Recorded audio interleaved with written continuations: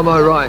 There's someone I've admired as a musician and as just a guy for many, many years. He is, in fact, the manager of the Little River Band. It's Glenn Wheatley. Glenn, we've been hearing the most extraordinary stories from just everywhere about the buzz that's overseas about the Little River Band. Perhaps you could sort of clear us up on a few details. John, at this point they're halfway through their second American tour. Yeah. And in fact, I just spoke to Screws, their tour manager, a little while ago, and they've just finished a most amazing gig on a riverboat going down, you know, those old paddle steamers down the Mississippi out of Minneapolis. Okay. And it was fantastic. Yeah. They've done some very, very good big shows and some great shows as well. And you're touring back up with quite a few people, apparently. And people like the Doobies, Little Feet. We've got some great shows coming up in August with Foreigner, and a possibility of Boz Scaggs and Peter Frampton as well. Yeah, absolutely unbelievable. And the record is doing really well. That's the great news, of course. This week, our third week in it is number 80 with The Bullet, with the album. The single is yet to come out. That comes out on July 11th, which is Help Is On Its Way.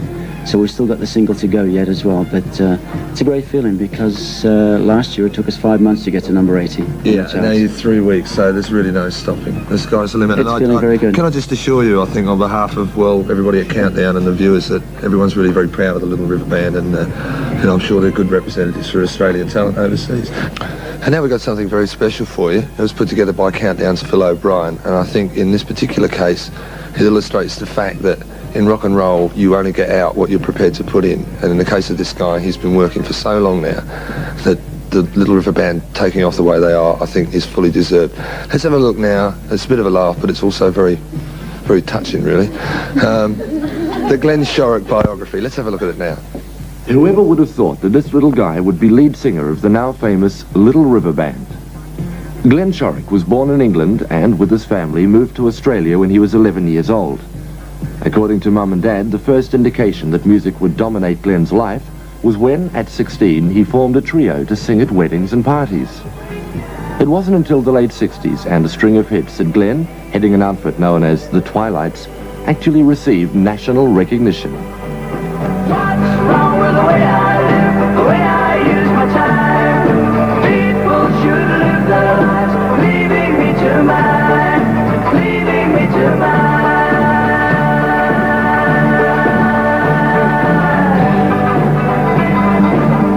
Association with hit records continued with such groups as Axiom in Mississippi, but it was in 1974, on returning to Australia from England, that we had our first glimpse of the Little River Band. I'm telling you, I know where it's at.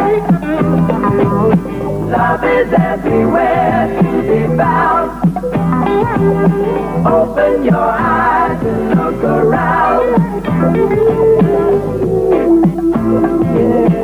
After one or two changes, the Little River Band's lineup became George McArdle, Graham Goebel, B. Birtles, Derek Pellicci, Dave Briggs, and of course, Glenn Shorrock. Long way. It's a long, long, long way there. Gonna keep on trying. Keep on trying. Keep on trying. Keep on trying. The lineup you see now is touring the US at the moment, supporting acts like the Doobie Brothers, Jimmy Buffett, and the Atlanta Rhythm Section, as well as headlining their own concerts. The Little River Band, despite their enormous success overseas, 200,000 albums sold in America, are still very much an Australian band, and according to them, will always be so.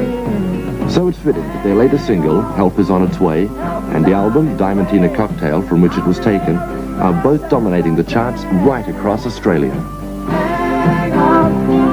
Tiny voice did say, somewhere deep inside the inner man.